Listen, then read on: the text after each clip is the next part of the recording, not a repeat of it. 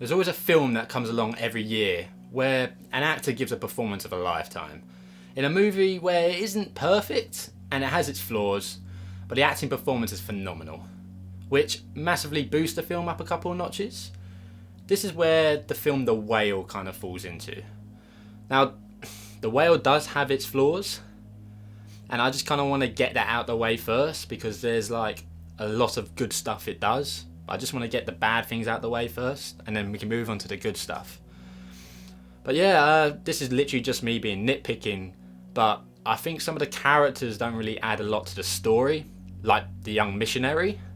And I think the pacing of the film isn't the best. Like, they could literally like shave off 30 minutes because some of the scenes, you know, are kind of a chore to get through and just kind of like ruins the pacing of the movie.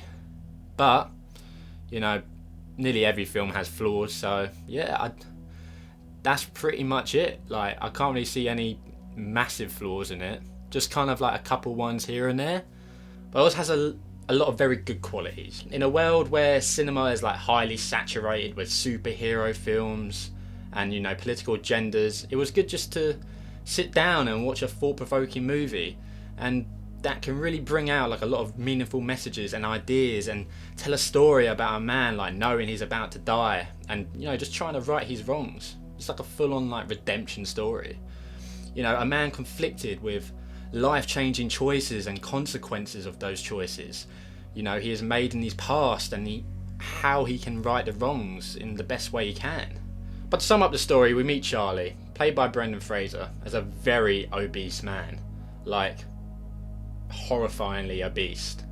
And I think the director and the production like really wanted to make a point where it's actually quite, you know, they actually made it quite nauseating to look at. You know, Charlie doesn't really look human, you know, because of his sheer size and obesity. You know, he's like always sweating all the time. You know, the sound of his breathing is like really amplified to the point where like his breathing doesn't even, like, it sounds alien basically. You know, the constant wheezing and like gasping.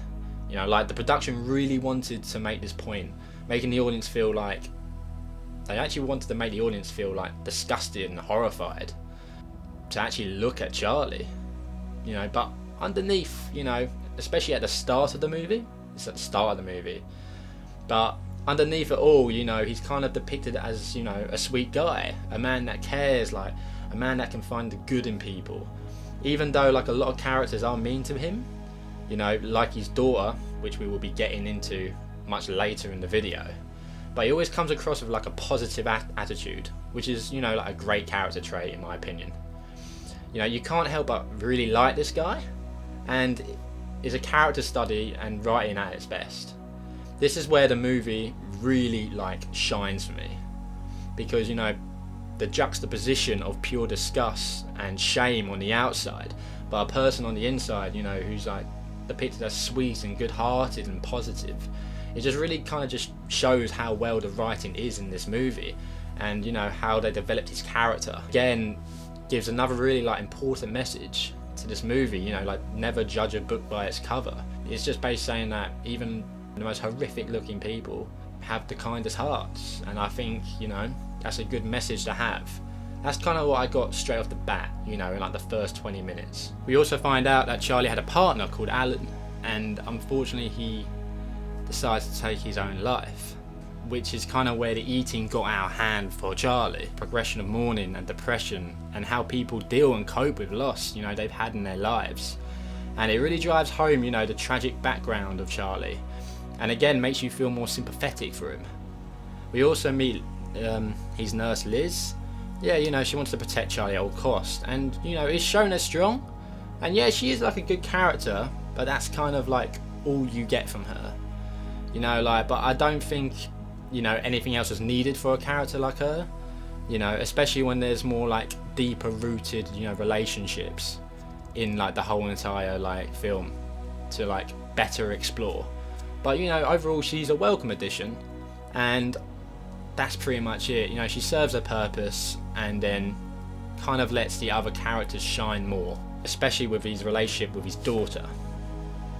Now, this for me, the relationship between Charlie and his daughter Ellie, played by Sadie Sink, is the driving force behind the movie. They are complete opposites. Ellie is more aggressive, angry, mean and negative. Charlie, on the other hand, is more positive, sweet, more loving. This is where we start to find out like a lot about their past. And we find out that Charlie left his wife for another man, you know, the former partner which we talked about, Alan. And his ex-wife Mary won full custody of Ellie. Now this is where, you know, the flaws start coming out massively for Brendan Fraser's character Charlie.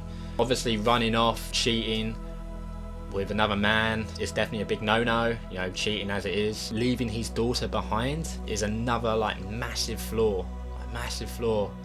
In his head, you know, he's trying to rationalize it, you know, by leaving his daughter all this money which he's been saving up for years and years and years because he doesn't really go out. All the while, you know, by not seeing her grow up, or, you know, helping her, outweighing the decision, you know, to leave her. But, you know, you can see the massive fracture in their relationship purely from the decisions from his past.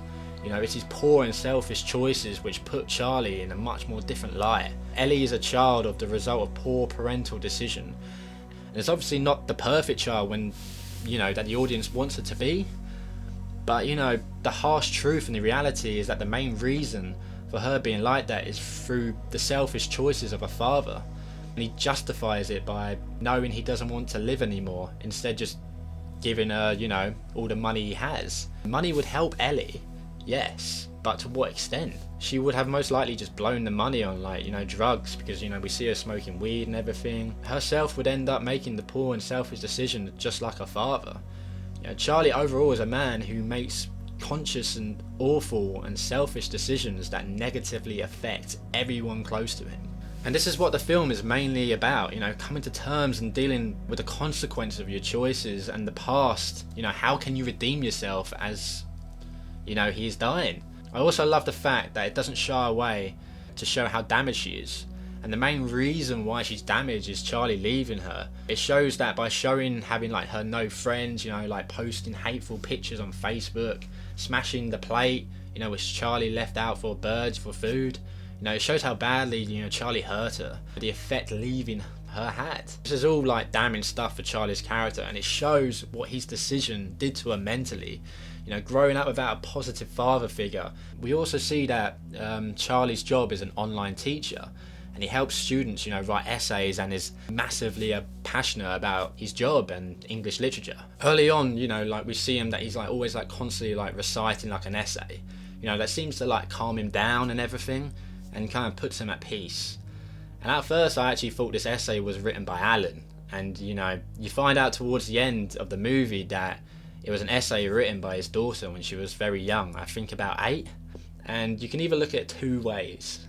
The first way, you can see it as he actually never stopped loving her, and he always, you know, recites that, gives him peace. But you can also see it in a much more different light, you know, like you can kind of see it as, you know, every time he reads it he's regretting and longing for that connection with his daughter again. And, you know, maybe reciting that reminds him of a better time where, you know, he was connected with his daughter and actually had a good relationship with his daughter. You know, so you can either look at that like in 2 ways, but I think that essay is very, very important to their established relationship and how fractured it has been.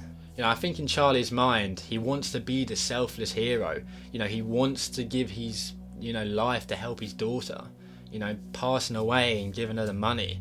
But, you know, too many selfish actions have consequences. And, you know, it's stripped everything away from that, and you get shown more about the impact of his decisions he's had on others and his daughter. And the ending doesn't really tie anything up either, because that's not how life works. You know, the ending is the best part because it shows the audience that, you know, life doesn't get wrapped up in a movie. Decisions really impact and hurt people. And this is what this film's all about, you know, the impact and decisions and the consequences of your choices. And that's what makes, you know, the ending more and more powerful. Because, you know, it doesn't just end like a movie. You know, everything has a consequence, everything has an impact. Nothing's tied up in a nice little bow like every Disney film or superhero film. Things have consequences, and you got to deal with those consequences. Maybe it might be too late when you're lying on your deathbed to, like, you know, reconnect with people. So I think like the message of the story is just make good decisions, you know, don't be selfish. Don't make decisions purely based on you. Think of others, think how it's going to impact others. You know, nothing comes easy, nothing gets tied up, and that's what makes the ending more and more impactful. I think also this is why, you know, Charlie is so obsessed, like throughout the whole entire like movie, he's like obsessed with people being honest with themselves. You know, he's obsessed with honesty, honest. You know, be honest with yourself. Write something that is honest. That's what he always, you know, wants people to do. That's what he wants his students to do. And at the end, you know, he has some sort of like mental breakdown, and you know, he contacts all of his students, and he's like, "Fuck this! Write something that you are passionate about. Write something that is, you know, that you can be honest with." And a lot of the students actually wrote stuff like, "I will never be good enough. I can't do this." Quite like, you know, seeing the flaws in themselves. You know, they see the flaws in themselves, and I think that's the reason why Charlie is so obsessed with honesty. You know, because he hasn't been honest about himself. Throughout the whole film, you know, he's trying to justify with the money, you know. He's always trying to rationalize himself as thinking, you know, was my decision right? You know, I fell in love with Alan. But yeah, you can fall in love with someone, but that doesn't excuse the fact that things can have an impact. And yeah, and I think he isn't being honest with himself, and he knows he's not being honest with himself, and that's why he's so obsessed with, you know, honesty, being honest. You know, like I said, there's a lot of great messages and ideas in this movie which a lot of people can get behind. I think it's like a very powerful movie, you know. But I don't think this movie would have been as good if it wasn't for Brendan Fraser's performance. Like, his performance is sublime, and is the main thing to take away from this movie. I mean, there are other messages to take away from this movie, but his performance is a mainstay. It is a complete mainstay. They can't say that eyes are the windows to a person's souls. I mean, everyone's heard that phrase, haven't they? And, you know, you can see throughout the whole entire movie, you know, through his eyes, you can see like hurt, regret, everything, like mourning. You can see every like little bit of pain between those eyes, like in those eyes, sorry. You can see it, man, and he kind of like acts on the outside that he's, you know, positive and everything. You can just see it. He just says it all with his eyes. That's a hard detail for an actor to get right, and it seems like, you know, any actor could pick up the script and just go with it. But I think Brendan Fraser like really understood the character, and you can really tell that, man. Like, he really just gives his all in this movie, and I think he really deserves like a massive credit, because he's been out of the game for so long, you know. He hasn't done a movie in ages, and he just comes back with this sublime performance. So bravo to him, man. Like, massively bravo. Just a quick one before I wrap up, because I'm a cameraman, I do that for a living. You know, I just want to talk a little bit about the cinematography, and to me it's great. Like, it massively stands out, you know. And I'm not really sure why, you know, movies are picking up this like 4:3 ratio lately, you know, with the Zack Snyder Justice League, Lighthouse. You know, there's been a few that have done this 4:3 ratio, but I personally I think sometimes it doesn't work, but I think in this case, you know, it works really well with the 4:3, because it's like kind of like you know, it makes Charlie, you know, take up the whole entire frame, like literally the whole entire frame. He's completely in it, kind of squeezes you in, you know, like every shot he is in, you just see every part of his body. It just forces us to also be constantly reminded of his size. And also another good one is that all the long shots, you always see Charlie, he's always closest to the camera, and the people are in the background. Always is like that. Even like the over the shoulder shots, you know, everyone seems to turn away from Charlie, so everyone sort of like turned their back to Charlie when he speaks, or when they speak. I think that's to show the disconnect, the shame. But there's a lot of like good things to love about the cinematography, but it's very well shot, very well shot. To round off this video, what would I rate this movie? You know what, I'm giving it high praise. I'm giving it a solid 9 out of 10. You know, I love the messages the movie is giving us. You know, I love the cinematography, and you know, the acting from Brendan Fraser is completely out of this world, man. Like, it is just phenomenal. Like, I can't put it in I can't give him higher praise.